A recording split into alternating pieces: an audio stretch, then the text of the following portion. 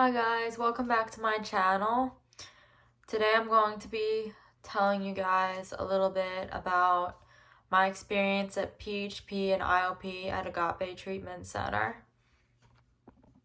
Agape was really one of the only treatment centers I had a really good experience with and stayed with the longest. So, yeah, I had a really amazing therapist there. She's the core of what got me to open up a lot about my trauma and about and have established a connection with. I've only ever had a connection with a therapist like I did with Isabel only once in my life, which was when I was 17. So I'll tell you a little bit about my experience at PHP first. So after I transferred out of Harmony Hills, I went to this place called Banyan and I really liked it there. But the moment I got to Agape, I was pleased with how friendly everybody was. I even said to my therapist when I first met her that I'm like, oh my God, it's so nice here. But when I first got there, I was really sheltered in the corner. I would sit in a corner all the time. I didn't really talk to anybody. And I would just sit there vaping. And the one thing I was upset about at Agape, at Banyan, I was able to order my own vapes because no one really took track and checked IDs of how old anybody was. But Agape was a lot smaller, so the only way I was able to get vapes is that if my mom bought them for me. I thought I wanted to quit vaping after I got out of Harmony Hills, but I really didn't quit.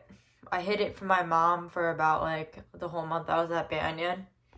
And then when I got to Agape, I confessed to her that I relapsed my nicotine addiction. So she was like, I'll work with you, I'll send you some vapes. I was really pleased when she did send me the vapes though. I was really happy because it's really hard to actually work on yourself when you can't vape. Vaping isn't mind altering and like a mind altering drug unless it's marijuana. But I wasn't ready to quit nicotine while I was there. My mom wouldn't let me get patches to cover it under insurance because they charged her a big copay. Enough of that about the nicotine, so back to the story. So my first day of Agape, I was really hesitant to go on the outings. And some of the patients there were not the nicest to me. The crowd that was there was mainly people who were hardcore recovering addicts. I was more there for mental health, so I didn't really relate to them, and a lot of them kept asking me what's your drug of choice and stuff like that. I jokingly said to one of them, oh, my drug of choice is nicotine. And then I kind of told them a little bit about my history of smoking a lot of weed, but that was the only drug I ever did was weed and nicotine. But I had been in inpatient residential for over 2 months, counting Harmony Hills and Banyan. So the weed completely got out of my system, and I was also very sick when I was at Harmony Hills, throwing up and stuff. So I tested negative for THC when I got to Banyan, actually, literally a month after I initially quit marijuana back in March. And then obviously I tested negative at Agape for every drug.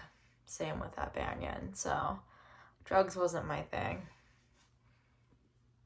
My thing was more crazy, toxic relationships, not really drugs. Partners were my drug of choice. Not nicotine. I mean, it is, but romance is my drug of choice, I guess. But anyways, so when I got there, I was just hesitant about going on the outings. We were gonna go to this farm, and Banyan went to that same farm, and I didn't want to go because they didn't have a bathroom. They only have a porta potty, and I have just a traumatic experience with porta potties. It was an essay related thing, so I don't really want to get into it on here, but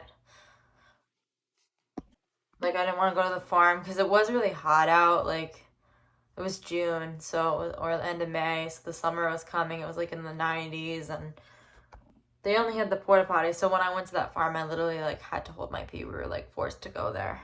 I was upset that like Agape forced us to go to outings, but there's a staff member. I still actually talk to him. His name is Sean, and he's like so nice.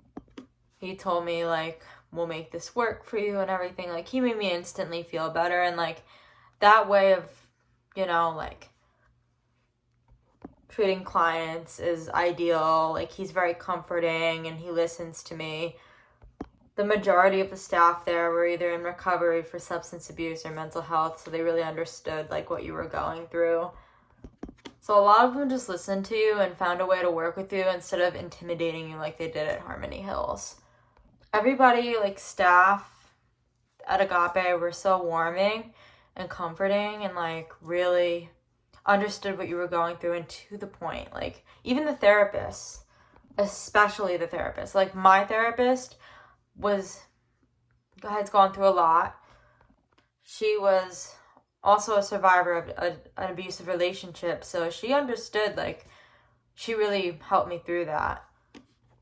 So on Saturdays, Agape took us to church, and I met this lady at the church, and I disclosed to her about going through SA, and she gave me the shelter workbook. I'm still really wanting to like participate in the shelter program. It's like a group therapy thing or like a virtual program where you just watch videos. We work in the shelter workbook. If you don't know what shelter is, it's like a therapeutic program, Christian-based, for survivors of SA. So yeah, I was really like happy that night when that lady gave me the book. Like, I kept coming back to that church while I was in treatment. Like, there was an option where you went to church or a meeting, and I knew to choose church. The only thing I didn't like about Agape, there was like two things. You couldn't have your cell phone, even though there was a lot of idle time. At least they did have like YouTube to watch there. You can watch YouTube on the TV and like stream stuff. Like, you couldn't do that at Banyan. You only were able to watch basic cable. But all the like apartments there had TVs. And the other thing I did not like was that they made us go to NA and AA meetings. Like I said, I wasn't there for like drug or alcohol stuff. I was more there for mental health. And they did emphasize a lot there that like the 12 steps apply to like everything, and that AA and NA don't mention drugs or alcohol a lot. But people that's like in the meeting, like when people are sharing their stories and stuff, that mainly the theme is drugs or alcohol, like their own story with that, which some of it I could relate to, but without the drugs and the alcohol in the mix. So I like kind of did my own thing at meetings. A lot of the times I would like sit out. They didn't really want us sitting out of the meetings, but if I was allowed to sit out, I would work in my shelter workbook, journal, or like just socialize with. I eventually did have friends there. Like, the crowds at Agape, the crowds of patients, like, it would depend. Like, there was a couple of people that I would really get close to there that related to a lot of things I've been through. And then other times there could be hostility between the clients and sometimes people bullying each other. The worst I've seen there was someone throwing lemonade at someone, but that person got kicked out. That person didn't really want to work like a program or really dedicate her recovery, like dedicate to her recovery. But other than that, like, it was a really like calming place, and you know, it was really a good program. You learn a lot in the groups. I did get close to somebody who lived near my town, and we made jokes about Venice stuff, which was pretty cool. She lived near Venice. She lived in Sarasota. I'm still wondering how that girl's doing. I haven't like gotten back in touch with her. I mean, I have her number, but if she sees this video, here I am. I'm not going to share patient names on here. I'm still in touch with a lot of people from Agape to this day. So yeah. Now I'm going to talk about being an IOP at Agape. So when I went to IOP, this is how I got sent to a halfway house. The IOP typically, it depends on, your plans in life and your goals and your progress in treatment. That's how long a IOP lasts. But with IOP, they're only there a couple of hours a day, 3 hours a day, 5 days a week, 5 or sometimes 3 if you have a job. You can have a job if you're an IOP and you also don't live in the PHP housing if you're an IOP. That was tough for me though, because I didn't really fit. I went to a halfway house for addicts and alcoholics the first time I got discharged from PHP. That was not a good fit for me. So I went back to PHP actually, and then went to another halfway house, but that halfway house was absolutely horrible. I will get into that in another video. So yeah. So when you first get to Agape and PHP, you'll have therapy, you can drop in and see the therapist whenever you want, not for session, but check-ins. There's a lot of check-ins, even in IOP, because in PHP you don't have your phone, but when you're at the clinical building, you can see your therapist whenever you want, to check in and stuff. When you get out, the therapist gives you their phone number, and that's how you make appointments and just check in. And when I first got out of PHP, I was always checking in with my therapist, because a lot of things in the real world really triggered me. Mainly because, for one, I was SA'd literally right before I went into inpatient and was Baker acted all those times. Second of all, I wasn't really in the real world for months. Aside from the outings at Agape, which I was really nervous to go on, the first time when I was first in PHP. But being out in the real world and having my phone and everything really was scary for me when I first got out. So if one little thing triggered me, I would just call my therapist. And I came to visit home, literally 2 days after the first time I got out of PHP. And I was calling my therapist, oh my God, this is bothering me. I saw this place where I was with my ex, and just it triggered me in a way. But now I'm obviously not desensitized, but I'm able to regulate myself if I do get triggered. I'm not able to go on a porta potty to go to the bathroom still, but still things like that trigger me.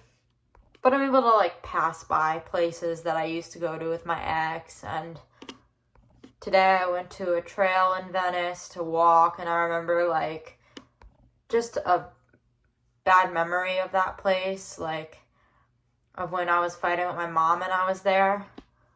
But instead of focusing on that, I was I learned this in Agape. I just focused on the things that were around me in that environment instead of the past. The cute duck I saw swimming in the pond, and just the beautiful water by the river on the island on the other side in Venice, and just being in a beautiful place where my special interest is. I focused on that instead of the negatives. So I got a lot out of being at Agape, including emotion regulation, and the main thing that really stuck to me with Agape was dealing with family conflict. So I have a lot of conflict with my mom. I used to. And we used to argue all the time. And it was kind of the reason why I wasn't living there for a while, aside from finishing the IOP for the last 6 months until 2 weeks ago. But they told me in a group that if your family's arguing with you or trying to argue with you or whatever, the best thing to do is just don't say anything, and take this advice from them. Just if someone's arguing with you, it's best not to say anything and not feed the fire with gasoline, basically.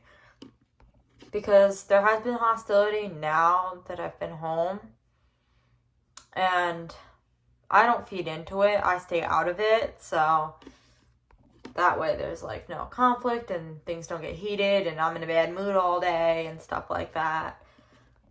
But I'm happy that I did get a lot out of being in there, and the motion regulation and just conflict management are the main two things that I really wanted to work on, and also processing my trauma.